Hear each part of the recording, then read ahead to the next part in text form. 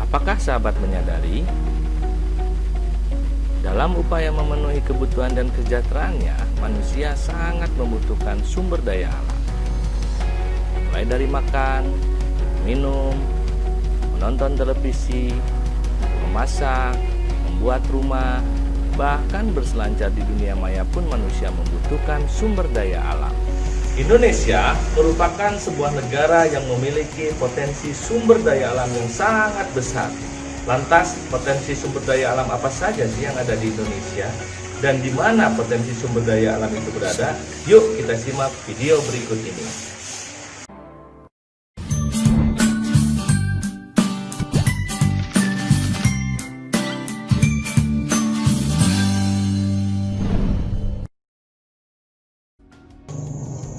Halo sahabat belajar, semangat pagi. Kembali bersama saya. Sudah siap ya menyimak video kali ini?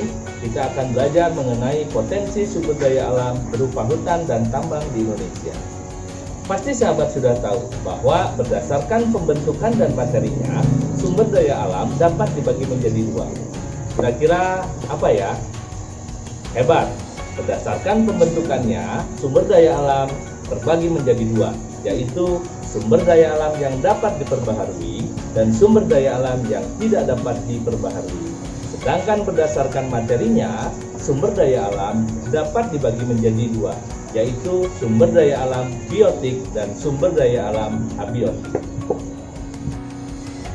Baik, dalam video ini sahabat akan belajar untuk yang pertama, mengelompokkan sumber daya alam berupa hutan di Indonesia. Yang kedua, mengelompokkan sumber daya berupa tambang di Indonesia. Yuk kita bahas satu persatu. Potensi sumber daya hutan di Indonesia. Hutan di Indonesia memiliki potensi yang sangat besar, yaitu mencapai 99,6 juta hektar atau sekitar 52% dari luas wilayah Indonesia. Kondisi ini mengakibatkan hutan Indonesia menyimpan kekayaan flora dan fauna atau keanekaan hayati yang sangat besar. Kawasan persebaran hutan di Indonesia meliputi Pulau Sumatera seluas 12.122.000 km persegi, Pulau Kalimantan 24.427.400 km persegi, Pulau Jawa seluas 2.182.700 km persegi, Pulau Papua seluas 32.243.600 km persegi, Pulau Maluku 4.771.000 km persegi, dan Sulawesi seluas 8.398.600 km persegi. Secara umum, jenis-jenis kayu yang dihasilkan dan sebarannya adalah kayu jati. Kayu ini banyak terdapat di Jawa Tengah. Kemudian kayu kruing. Kayu ini banyak terdapat di Papua, Sulawesi, dan Kalimantan.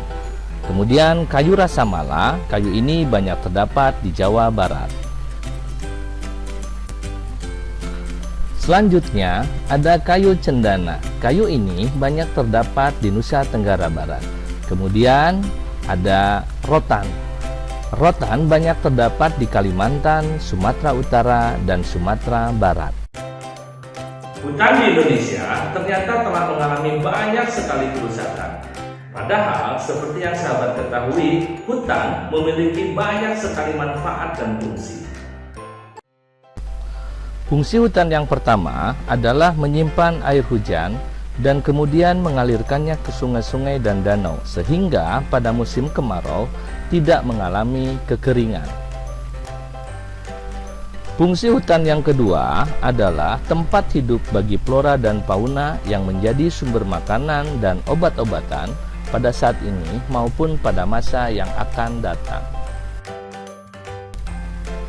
Fungsi yang ketiga adalah mencegah terjadinya erosi atau pengikisan karena air hujan tidak langsung jatuh ke tanah dan mengikis tanah-tanah yang subur.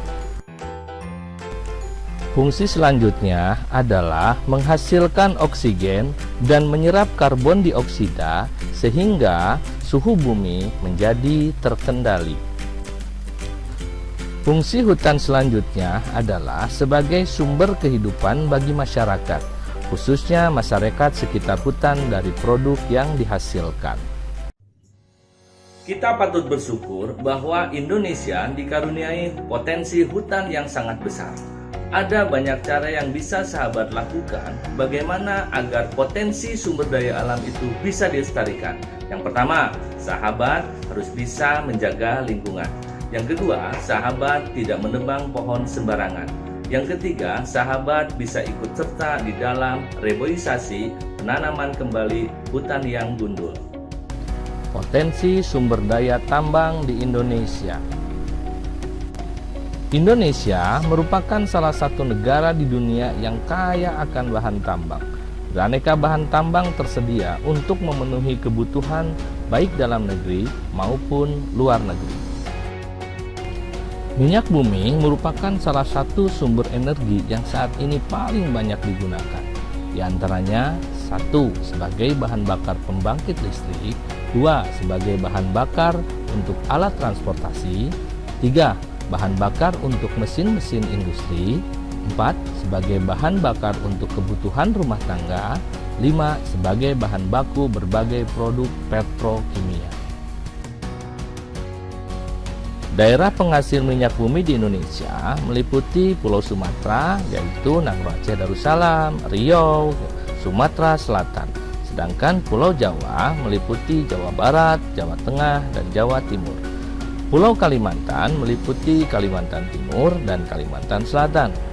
Maluku meliputi Pulau Seram dan Tenggara, sedangkan di Papua mencakup Klamono, Sorong, dan Babo.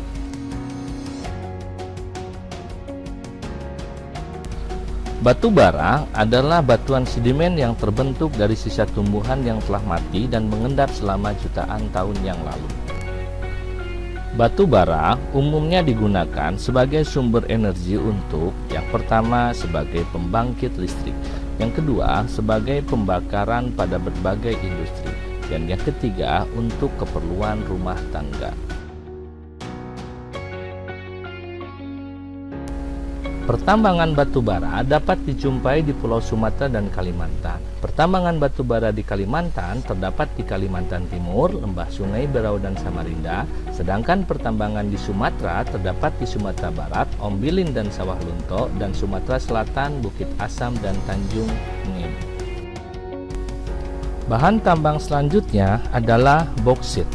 Boksit merupakan sumber biji utama untuk menghasilkan aluminium.